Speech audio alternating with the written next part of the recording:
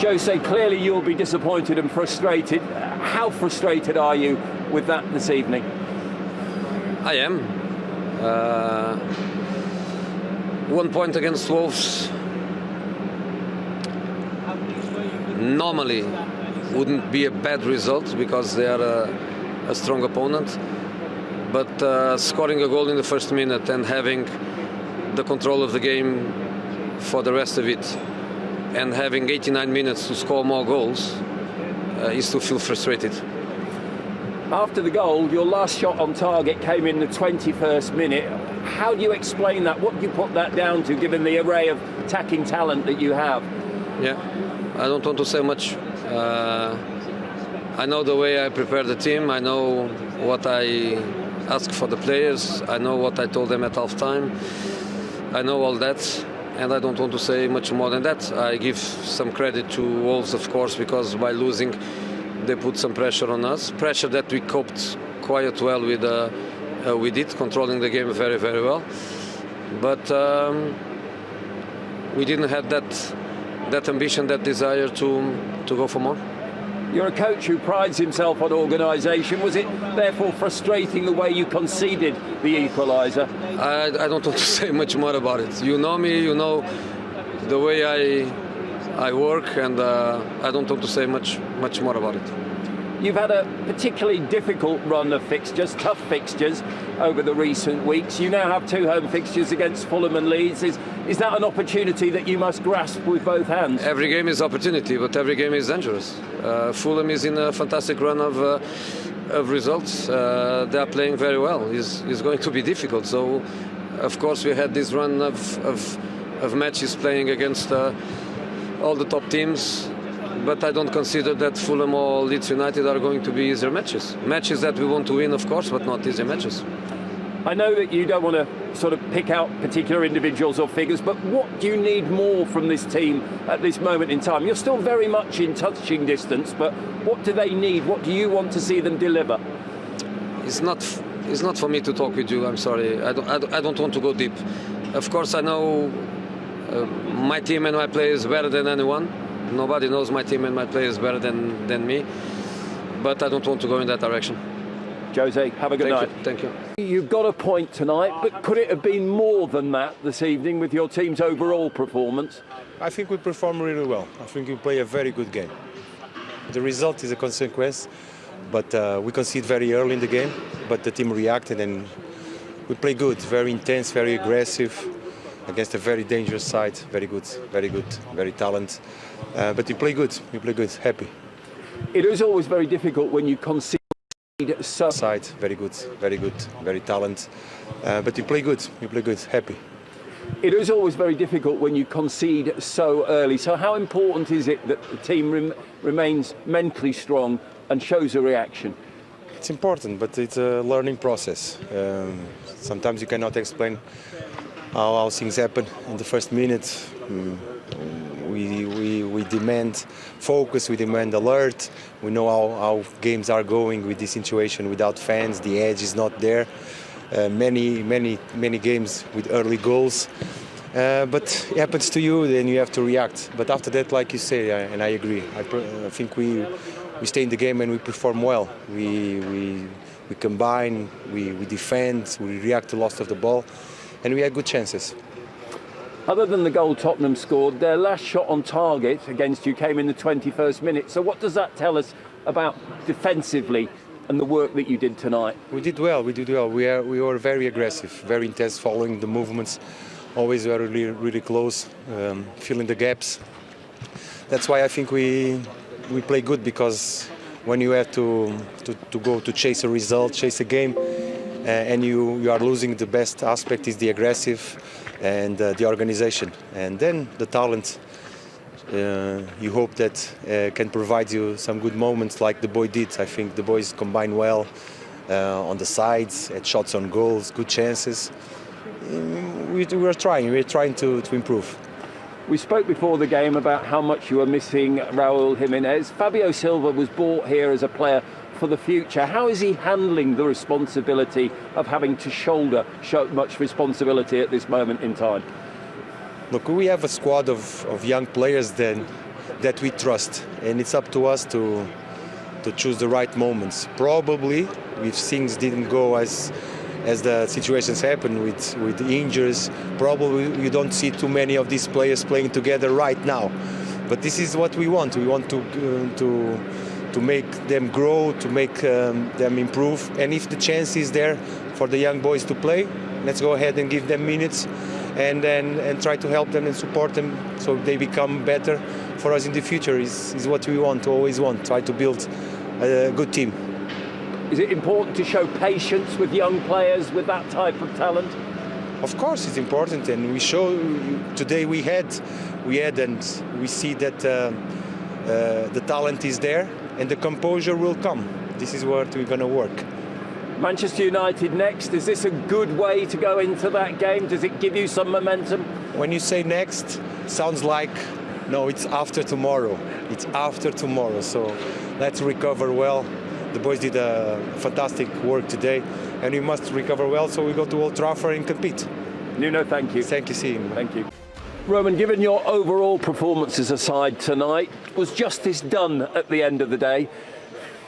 Yeah, we are a little bit, I think we can be disappointed today because we start the game, we concede a poor goal, I think.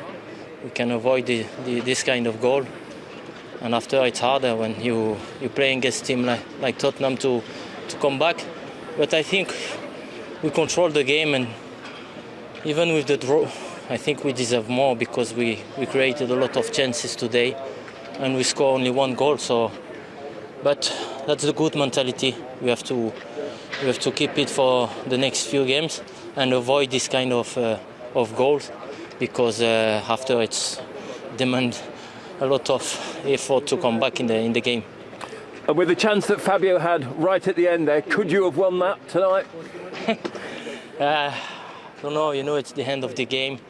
He runs a lot, he helped the team a lot. So it's a young player, so he knows he has to improve, progress, and I'm sure he's going to score a lot of goals for this club.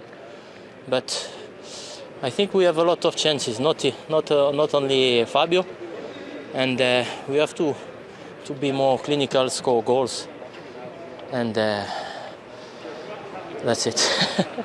Spurs' last effort on goal came in the 21st minute of the game, so how well did you cope with them defensively tonight in the way that you restricted them?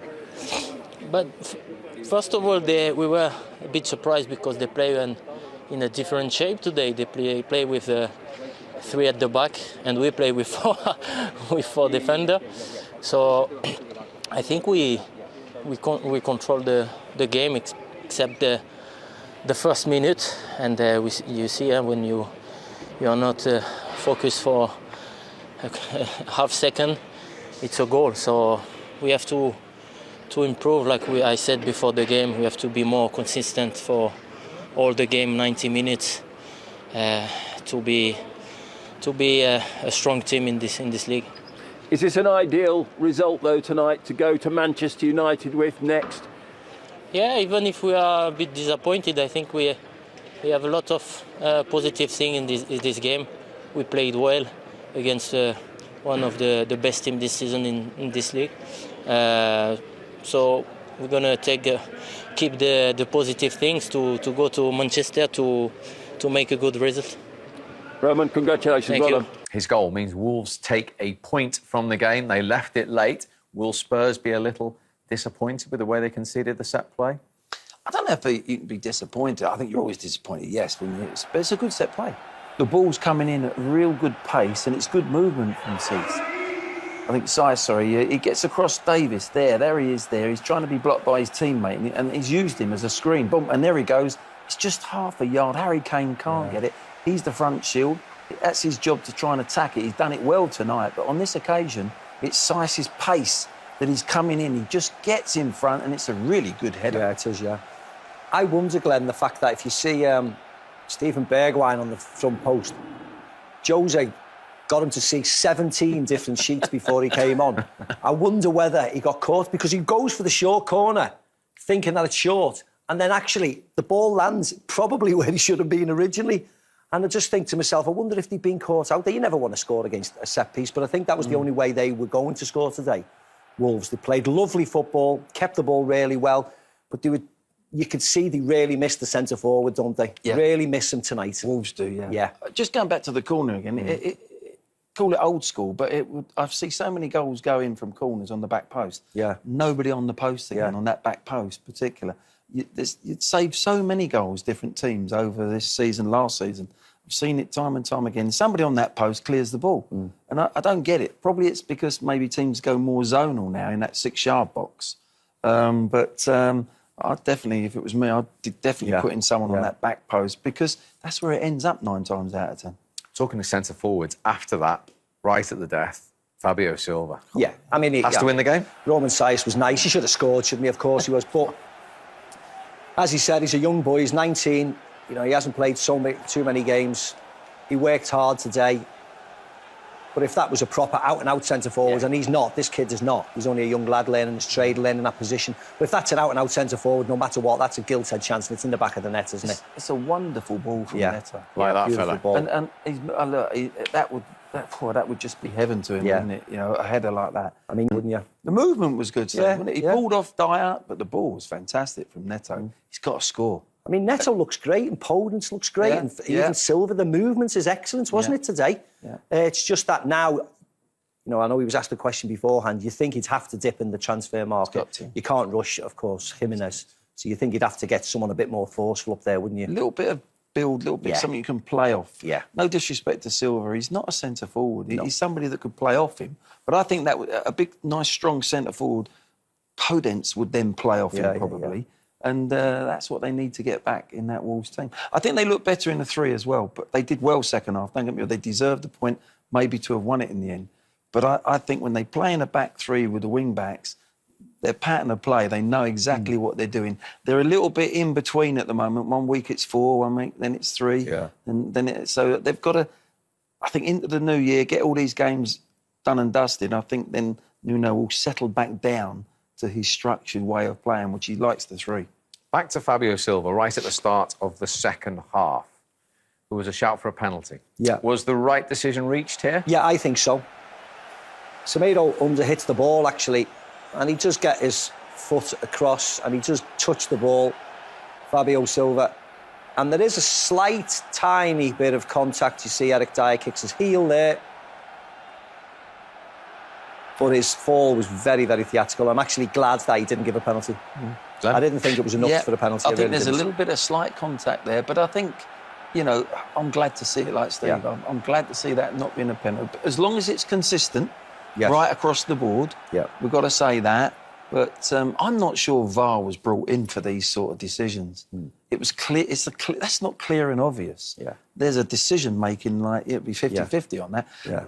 It's the big decisions that a referee or a linesman misses, you know, like the Maradona or the Henry against Ireland, that I thought VAR was coming in for penalty decisions. We're looking at minute fractions. The game isn't perfect. They're not robots out there. And I think, you know, the human decision should still remain. Yeah. We're obsessed with the word contact in the penalty area, and that's not in the law book. Contact, there's contact, but every time there's a corner, there's bundles of contact. Everybody's grabbing each other. It doesn't mean everything is a penalty. Yeah. And, I'm the same. I'm more than happy that wasn't given today. OK, let's just check in with Dermot Gallagher, the former Premier League referee in the match centre. Good to see you, Derm. Are you happy that that was the right decision reached as well? Oh, I'm with Glenn and Stevie. Honestly, that I think there's minimal contact. And if you look at Silva, he drags his left foot. He drags his left foot right across. There's minimal contact here on his right foot. And if you watch his left foot now, he's planted it, just about to plant it, his toe in the ground, and he just drags it along the floor there. And that's what throws him to the ground. So I'm with Glenn, you know, about the VAR, that he's duty bound to look because the referee's turned a penalty down, but clear it very quickly because it's not a penalty. You know, it's not there to judge whether the referee's got that right or wrong. It is about, as Glenn said, the big, big decisions. Glenn also said about consistency, Dermot, and I know Maka was at Brighton earlier in the season with the late decision that went against Liverpool with Danny Welbeck. Would you see much difference between the two? And you were pointing out that actually at Brighton, the referee was asked to go to the monitor. Yeah, I think there was more contact with Robertson on Welbeck. It's just that the referee had a good view of it. He didn't see it at the time, and the play carried on, and then he was called, wasn't he? I believe he was called in his ear to go and have a look at it. That's all I'm saying. It's just about consistency. Yeah. Whether they were both penalties or not is immaterial, really. Yeah, Stevie's absolutely right, because if you remember Stuart Atwell, he was looking straight at it. He didn't see the contact that we saw from behind the goal. The game was stopped and he went to the monitor and had a look. I think on this occasion, the referee's clearly gone, no. Because he's done that, it's gone for a corner. The VAR has a quick look at it, but the VAR is back the on-field ref. And I actually like that, Steve. I think we've seen decisions today that people may disagree on in other matches, but on-field, the referee's making the decision. And I think that's the big thing. The referee makes the decision. As Glenn said, the howlers, that's when you want the VAR to step in and stop them being made.